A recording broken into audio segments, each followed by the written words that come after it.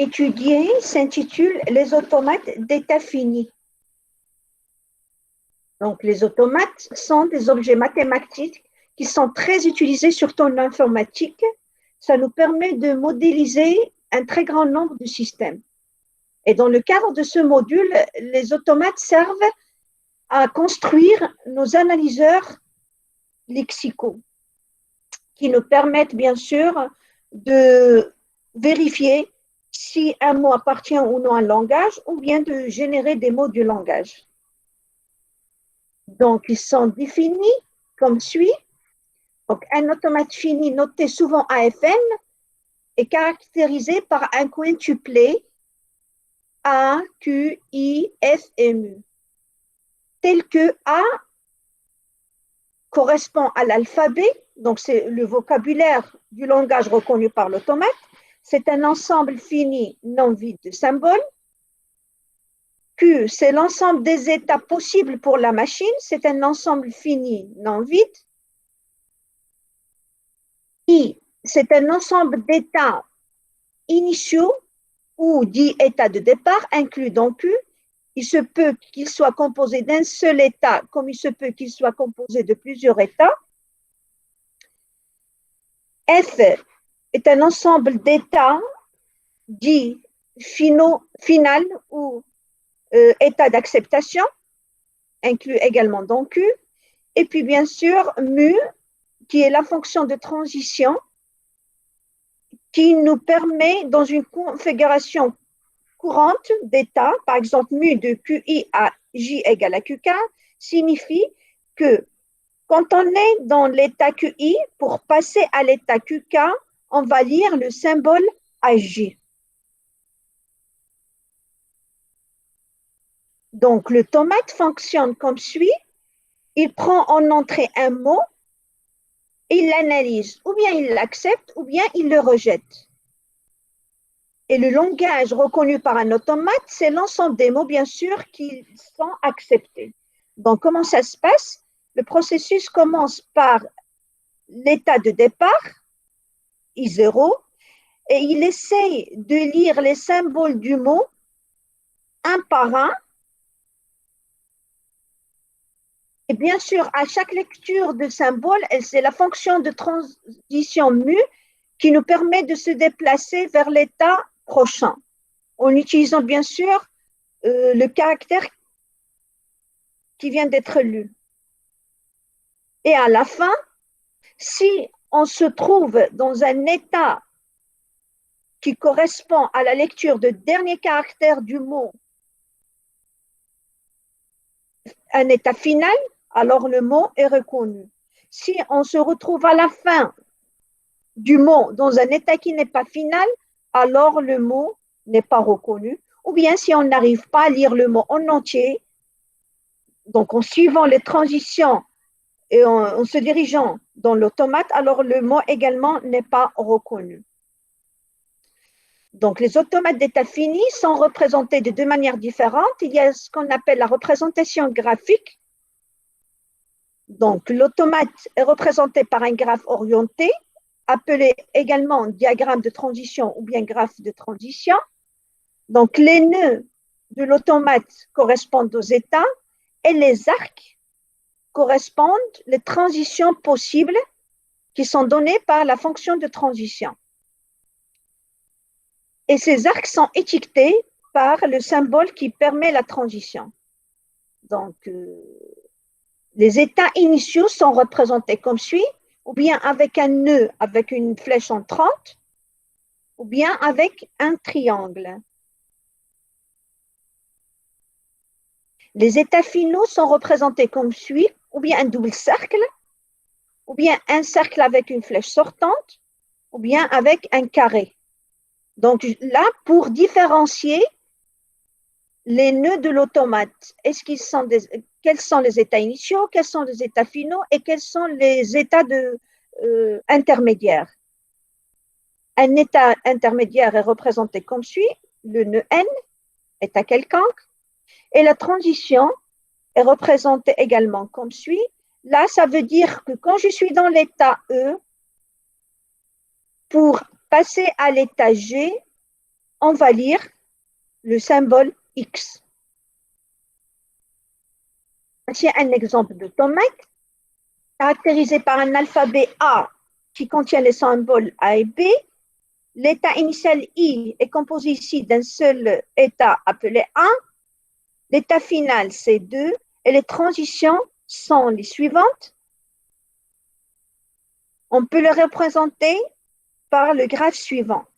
Donc, l'état initial est caractérisé par une flèche en 30. Hein. L'état final ici, c'est le double cercle. Et les transitions, si on veut les lire, quand on est dans l'état 1, pour lire le symbole A, on reste dans l'état 1, donc on boucle. Quand on est dans l'état 1, pour lire le symbole B, on se dirige vers l'état 2. Quand on est dans l'état 2, pour lire le symbole A, il m'envoie vers l'état 1.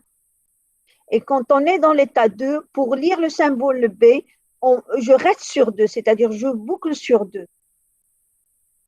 En fin de compte, si on veut caractériser le langage de cette automate, il sera composé de A et de B, mais obligatoirement, ça doit se terminer par B. Donc, tous les mots reconnus par cet automate se terminent par le symbole B. Il y a ce qu'on appelle la représentation matricielle.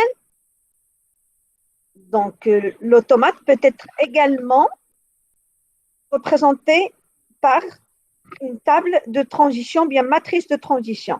C'est un tableau dont les colonnes correspondent aux symboles et les lignes correspondent aux états.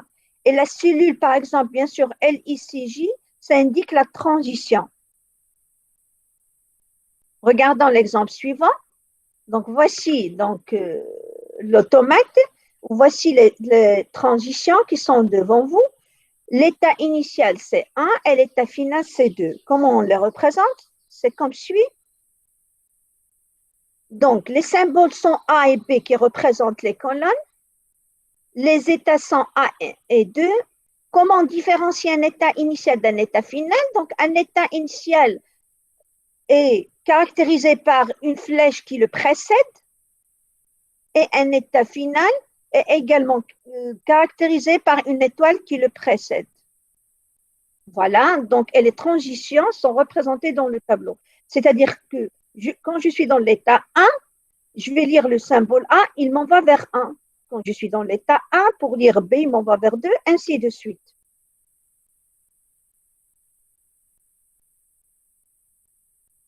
Donc, le langage reconnu par un automate fini non déterministe, c'est l'ensemble des mots qui sont acceptés par l'automate. Donc, un mot ou une chaîne W est reconnue ou bien acceptée par un automate si il existe un chemin d'un état initial vers un état final étiqueté par la suite des symboles du mot W. Le mot vide est un élément neutre pour la concaténation. Voici des exemples d'exécution. Voici l'automate caractérisé par l'alphabet AB. Donc, l'état initial, comme vous voyez ici, c'est 0. L'état final, c'est 4. Regardons si le mot BAAB est reconnu. Donc, on commence toujours par l'état initial. C'est comme les grammaires, un mot est reconnu en commençant les dérivations toujours par l'axiome. Un automate, le mot est reconnu s'il existe un chemin de l'état initial vers un des états finaux. Donc, on commence toujours par 0. On va lire le symbole B. Donc, ici, on a deux choix, ou bien d'aller vers l'état 5, ou bien d'aller vers l'état 1. Donc, il nous suffit de trouver un chemin pour dire que le mot est accepté. Si jamais si on a choisi un chemin et le mot n'est pas accepté, pour les automates non déterministes, nous devons chercher s'il existe un autre chemin pour vérifier et dire que le mot n'est pas accepté. Donc, pour lire le symbole B, on va se déplacer donc vers l'état 1. OK? Pour lire le symbole A, ici également, j'ai les deux choix, ou bien aller à 5 ou bien passer à 2. Donc, on va choisir de passer à l'état 2. Une fois on est dans l'état 2, donc nous avons lu jusqu'à présent deux symboles de l'alphabet. Donc, nous allons passer et essayer de lire le troisième symbole du mot. Donc, le deuxième A, voilà, il est reconnu. Donc, la fonction de transition nous envoie vers l'état 3. Et pour lire le dernier symbole du mot B, donc la transition nous emmène vers l'état 4. Donc ici, nous avons lu tous les symboles de la chaîne analysée et nous sommes dans un état final. Alors, le mot est reconnu par l'automate. D'accord? Donc, nous avons trouvé un chemin de l'état initial vers l'état final qui nous permet de lire tous les symboles du mot. Donc, le mot est reconnu, il est accepté par cet automate. Regardons et vérifions si le mot ABA est reconnu également par l'automate. Donc, on commence toujours par l'état initial ici. Donc, on commence toujours par Q0. Pour lire le symbole A, donc, la fonction de transition nous envoie vers l'état Q1. Voilà, donc on a reconnu le premier symbole. Pour lire le symbole B, on est obligé d'aller vers l'état Q2.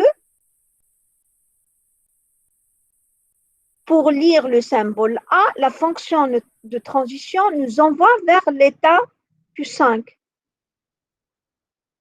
Là, nous avons lu tous les symboles du mot analysé et on se retrouve dans un état qui n'est pas final. Alors, le mot n'est pas accepté, il est rejeté.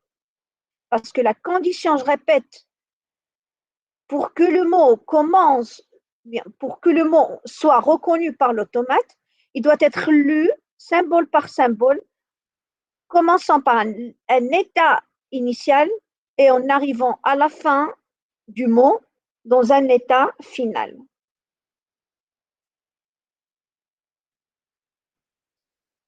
Donc, regardons cet automate-là. Donc, l'alphabet de l'automate, c'est AB. Donc, l'état initial, c'est l'état 1 et l'état final, c'est l'état 3, ce qui est caractérisé par un cercle et une flèche sortante. Donc, le langage reconnu par cet automate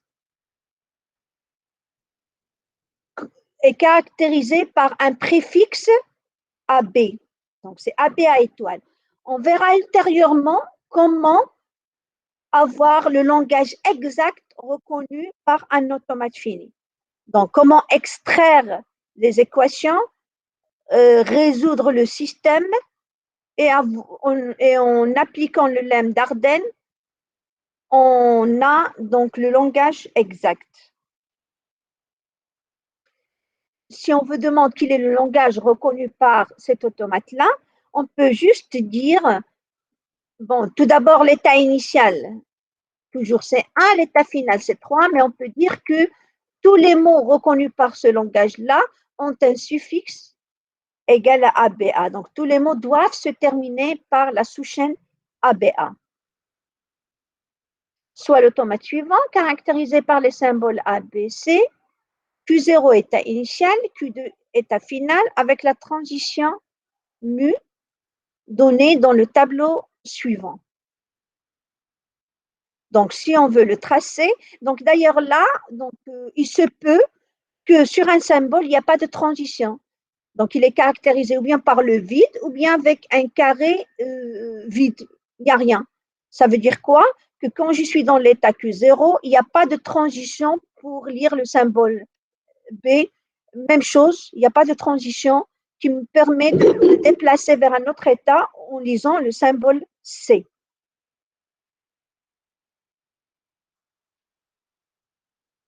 Donc, la représentation graphique est comme suit.